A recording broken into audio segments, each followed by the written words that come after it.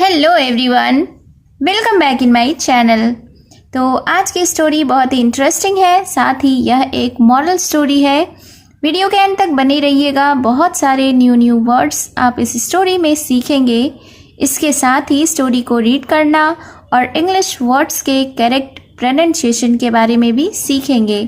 तो story start करने से पहले अगर आप इस चैनल पर न्यू हैं, मेरी वीडियो को पहली बार वॉच कर रहे हैं, तो मेरे चैनल को सब्सक्राइब कर लें और जो बेल का आइकन दिख रहा है उसे भी प्रेस कर दें, ताकि मैं जब भी वीडियो अपलोड करूं तो इसका नोटिफिकेशन आप तक पहुंच जाए। और अगर आप मुझे फेसबुक पर सुन रहे हैं तो फॉलो ज़रूर करें। तो चलिए स्टार्ट करते हैं आज का यह इंटरेस्टिंग मोरल स्टोरी। आज के स्टोरी का टाइटल है the revengeful would cutter. Revengeful यानी कि बदला लेने वाला। रिवेंज का अर्थ होता है बदला लेना, रिवेंजफुल मतलब कि बदला लेने वाला। वुड कटर का अर्थ होता है लकड़हारा। तो शीर्षक का अर्थ हुआ बदला लेने वाला लकड़हारा। So let's begin the story. One day a woodcutter's son threw a stone at a snake. One day यानी एक दिन, a woodcutter's son, सन का अर्थ होता है बेटा या पुत्र। woodcutter's son यानी कि लकड़हारे का बेटा। threw यानी कि फेंका। a stone, a यानी कि एक, stone यानी कि पत्थर। at a snake, snake का अर्थ होता है सांप। at a snake यानी कि सांप पर। तो इस सेंटेंस का अर्थ हुआ कि एक दिन एक लकड़हारे के बेटे ने एक पत्थर एक सांप पर फेंकी।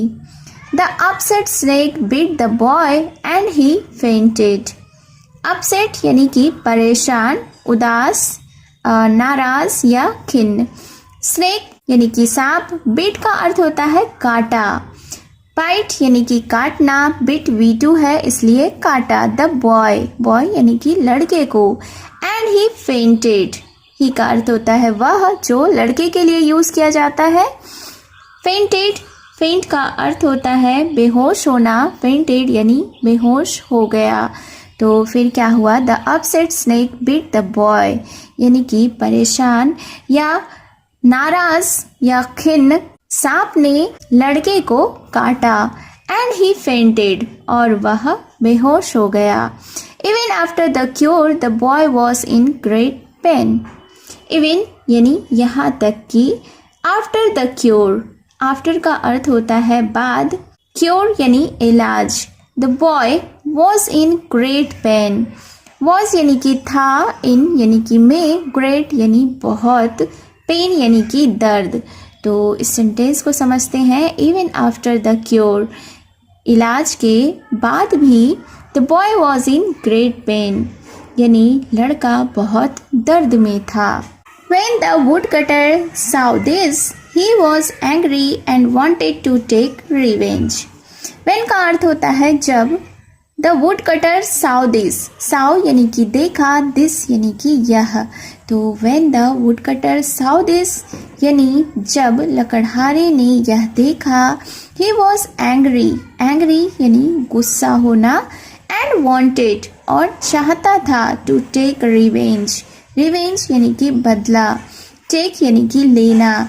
तो फिर क्या हुआ कि जब लकड़हारे ने यह देखा कि उसके बेटे को सांप ने काट लिया था, ही वॉज एंग्री, वह गुस्सा हुआ, and wanted to take revenge, और वह बदला लेना चाहता था। So the would cutter took his axe and hit the snake. So यानी इसलिए, टुक का अर्थ होता है लिया, टेक का अर्थ होता है लेना, टुक V2 है इसलिए लिया। हिज यानी उसका, एक्स का अर्थ होता है कुल्हाड़ी, एंड हिट और मारा, द स्नेक यानी कि सांप को। तो इस सेंटेंस को फिर से देखते हैं कि इसलिए the would cutter took his axe, लकड़हारे ने अपनी कुल्हाड़ी ली, एंड हिट द स्नेक और सांप पर मारा। However, instead of the snake's head, he cut off his tail. However, यानी हालांकि, instead का अर्थ होता है बावजूद, of the snake's head यानी हालांकि, instead of the snake's head, यानी कि सांप के सिर के बदले में ही कट ऑफ हिज टेल, उसने उसकी पूंछ को काट दिया। The snake was in great pain but he quickly slithered back into his hole. Great pain यानी बहुत दर्द। क्विकली का अर्थ होता है जल्दी से। स्लिथर्ड यानी कि रेंगा। बैक यानी कि वापस। इनटू हिज होल, होल का अर्थ होता है बिल। तो फिर क्या हुआ? The snake was in great pain, यानी कि सांप बहुत दर्द में था। बट ही क्विकली, लेकिन वह जल्दी से स्लिथर्ड बैक इनटू हिज होल, अपने बिल में रेंग कर वापस चला गया। The woodcutter sat for a long time outside the snake's hole, waiting for him to come out. Sat यानी कि बैठा। For a long time यानी एक लंबे समय के लिए। Outside का अर्थ होता है बाहर। Snake's hole यानी सांप के बिल के। Waiting for him उसके इंतजार में। To come out कि वह बाहर निकले। तो फिर क्या हुआ? The would cutter sat for a long time outside the snake's hole, यानी कि लकड़हारा सांप के बिल के बाहर लंबे समय तक बैठा रहा। Waiting for him to come out उसके बाहर आने के इंतजार में।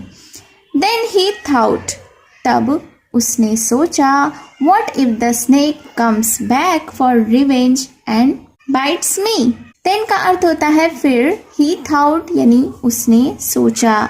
तो फिर उसने सोचा कि what if the snake comes back for revenge and bites me, कि अगर सांप बदला लेने वापस आया और मुझे काट लिया तो I must become friendly with him.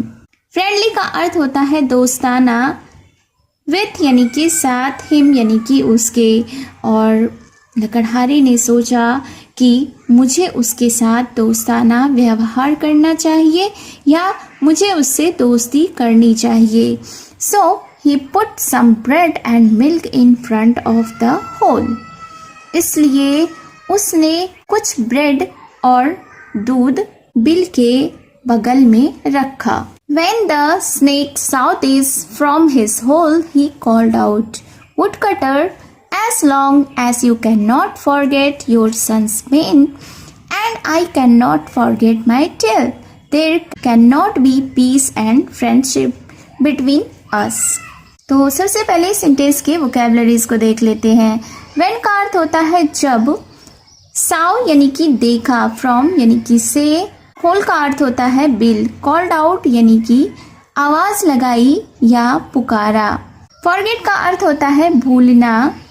Pen यानी कि दर्द। टेल का अर्थ होता है पूंछ।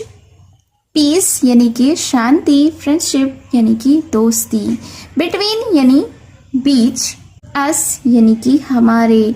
तो इस सेंटेंस को देखते हैं कि when the snake saw this from his hole, जब सांप ने अपने बिल से इसे देखा। ही कॉल्ड आउट तो उसने आवाज लगाई। क्या आवाज लगाई? वुडकटर कि लकड़हारा।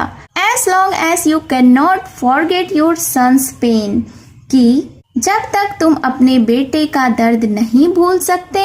आई can not forget my tail, मैं अपनी पूंछ नहीं भूल सकता। There can not be peace और फ्रेंडशिप बिटवीन अस, और हमारे बीच ना तो शांति हो सकती है और ना ही दोस्ती। The wood cutter understood and went away. Understood यानी कि समझा या समझ आई। वेंट अवे यानी चला गया, यानी कि लकड़हारे ने इन सब बातों को समझा एंड वेंट अवे, और वह वहाँ से चला गया। Moral of the story is an eye for an eye makes the whole world blind. Eye का अर्थ होता है आँख। एन यानी कि एक। मेक्स यानी बनाता है। होल का अर्थ होता है पूरा या सारा। वर्ल्ड यानी कि दुनिया। ब्लाइंड यानी कि अंधा। तो इस स्टोरी का यह मॉरल है, यह नीति है, आँख के बदले आँख पूरे संसार को अंधा बना देती है। और यह एक फेमस क्वेट यानी कि प्रसिद्ध कहावत है जिसे महात्मा गांधी ने कहा था, और इसका भाव यह है कि बदला लेने से किसी को शांति नहीं मिलती बल्कि नफरत और विनाश बढ़ाता है। तो यह लाइन इस कहानी के मॉरल के रूप में बिल्कुल फिट बैठती है कि बदला लेने से शांति नहीं मिलती, माफ़ करना ही सच्ची समझदारी है। So it was the short moral story. उम्मीद है आपको यह स्टोरी पसंद आई होगी और आपने बहुत सारे न्यू वर्ड्स भी सीखे होंगे।